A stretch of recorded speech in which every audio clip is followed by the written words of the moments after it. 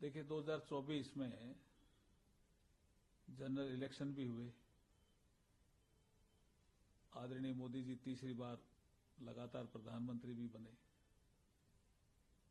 और जो हमारा संकल्प पत्र जो भारतीय जनता पार्टी ने जारी किया था उसमें यूसीसी संकल्प पत्र का पार्ट रहा, इसमें कोई शक नहीं है। और हम तभी चीजों को संकल्प पत्र में लेते हैं जब हमें लगता है कि संभव है। और उसके बाद राज्यों ने भी इसमें काम किया यूसीसी पे। आपने देखा होगा गोवा में यूसीसी पहले से ही लागू है। उत्तराखंड ने अपना एक्ट पास कर दिया। लॉ कमीशन ऑफ इंडिया के पास मामला भी पेंडिंग है, कुछ चीजें, और राज्य भी उसमें इंटरेस्टेड है। प्रधानमंत्री ने लाल किले की प्राचीर से भी देशवासियों को संबोधित करते हुए इस विषय पे अपनी बात रखी है। और दूसरा जो आपने वन नेशन वन इलेक्शन की बात कही, ये भी 2024 में महत्वपूर्ण रहा। और 2025 में तो अब जेपीसी का गठन है, तो 8 जनवरी को पहली बैठक है। तो साल के शुरुआत से ही वन नेशन वन इलेक्शन का जो विषय है वो रहेगा। और ये विषय अभी का नहीं है, ये 1983 से इलेक्शन कमीशन की जो एनुअल रिपोर्ट आई थी 1983, मैं दोबारा अंडरलाइन कर रहा हूं, 1983 से ये विषय है। बहुत सी जो पार्लियामेंट की स्टैंडिंग कमिटीज है उसने कहा, लेकिन मोदी जी चूंकि निर्णय लेते हैं और देश हित में निर्णय लेते हैं, इसलिए उन्होंने सोचा कि ये देश हित में लिया जाने वाला एक निर्णय है। इसलिए उन्होंने 2019 में जब वो दोबारा प्रधानमंत्री बने तो उन्होंने ऑल पार्टी मीटिंग बुलाई थी, जिसमें जो पार्टी में भी वो लोग जो पार्टी के राष्ट्रीय अध्यक्ष या इस तरह के लोग थे, उसमें उन्होंने भी कहा वन नेशन वन इलेक्शन होना चाहिए। उसके बाद आपने देखा होगा रामनाथ कोविंद जी की अध्यक्षता में, जो हमारे फॉर्मर प्रेसिडेंट ऑफ इंडिया है, उनकी अध्यक्षता में कमेटी बनी।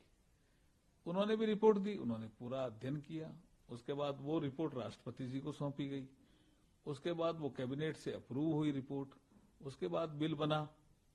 तो जो हम ये प्रयास कर रहे हैं, और ये 17 दिसंबर 2024 को इंट्रोडक्शन हुआ लोकसभा में, अब ये जेपीसी के पास है। इसका मतलब बहुत कदम हमने इसमें आगे बढ़ाए हैं और इसमें प्रैक्टिकल है और कोई फेडरल स्ट्रक्चर को इसमें चोट नहीं आएगी। किसी भी जो मतदाता है उसके अधिकार पे कोई इसमें कटौती नहीं होगी। राज्यों के अधिकार पे किसी तरह की कोई कटौती नहीं होगी। संघीय ढांचा एज इट इज रहेगा। जो संविधान में जो एक आर्टिकल 368 के तहत प्रावधान दिया है, उसके तहत ये कार्रवाई होगी।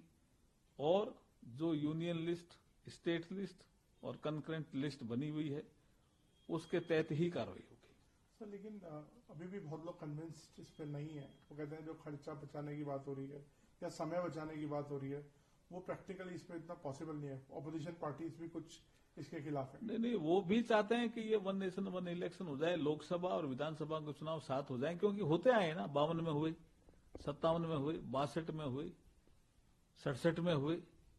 ये कालचक्र तो तब टूटा जब 71 में पहले इलेक्शन करा दिए। उसके बाद 356 का उपयोग ज्यादा हुआ कांग्रेस के जमाने में, तब ये कालचक्र टूट गया। लेकिन जनता भी चाह रही है और दल भी चाह रहे हैं। सारे दल तो नहीं चाह रहे हैं सर। नहीं, वो अपनी बात रखेंगे, लेकिन उनको इसमें किसी दल को कोई नुकसान नहीं है इसमें जी। ये क्या मतदाताओं को, ये मतदाता जो परिपक्व हो गए ना, उनको समझ ऐसा लग रहा है कई दलों को एक साथ चुनाव होंगे तो शायद कोई बड़े दल को ज्यादा वोट दे देंगे। आप उड़ीसा में देखो ना, पिछला चुनाव उड़ीसा में भारतीय जनता पार्टी को विधानसभा में मत कम मिले और बीजू जनता दल को ज्यादा मिले। चुनाव एक साथ थे, लेकिन एमपी हम ज्यादा जीत के आए। इसका मतलब मतदाता परिपक्व हो गया है। बट आपको लगता है इतना इंफ्रास्ट्रक्चर भारत के पास अभी है कि इस तरह से चुनाव कराए जा सकते हैं? नहीं, वो तो सब इसमें रिपोर्ट में है ना। जो हमारे फॉर्मर प्रेसिडेंट ऑफ इंडिया जो रामनाथ कोविंद जी ने रिपोर्ट दी है, उस रिपोर्ट में सारे इंफ्रास्ट्रक्चर की बात की है। देखिए, मैं टीचर है, हर समय चुनाव में लगे रहते हैं, तो स्कूल का काम प्रभावित होता है। आपके पुलिस के लोग हैं, वो चुनाव में लगे रहते हैं, कहीं न कहीं किसी न किसी रूप में, तो लॉ एंड ऑर्डर स्टेट की प्रभावित होती है। खर्चा एक अलग विषय है, लेकिन गवर्नेंस प्रभावित होती है, डेवलपमेंट वर्क प्रभावित होता है। जैसे कोई किसी गांव में रोड सैंक्शन होनी थी, चालू होनी थी, मॉडल कोड ऑफ कंडक्ट लग गया, तो वो फिर गई 5-6 महीने की, क्योंकि मॉडल कोड ऑफ कंडक्ट लगा हुआ है, इसमें हम नया काम चालू नहीं कर सकते। तो इनसे सबसे जब मुक्ति मिलेगी तो डेवलपमेंट और गुड गवर्नेंस तेजी से आगे बढ़ेगा, और यही लक्ष्य है कि इसी से भारत विकसित जल्दी होगा। पर कुछ लोगों का आर्ग्यूमेंट ये है कि जैसे अभी हाल में जो चुनाव हुए वही एक साथ नहीं हो पाए, तो फिर वन नेशन वन इलेक्शन की बात कैसे? कौन से चुनाव? अभी जो हाल में स्टेट इलेक्शन, अभी तो वो प्रावधान नहीं है ना, अभी तो जो उनकी अवधि थी उसके अनुसार ही हुए, लेकिन जब प्रावधान हो जाएंगे तो एक साथ ही होंगे चुनाव। सर एक और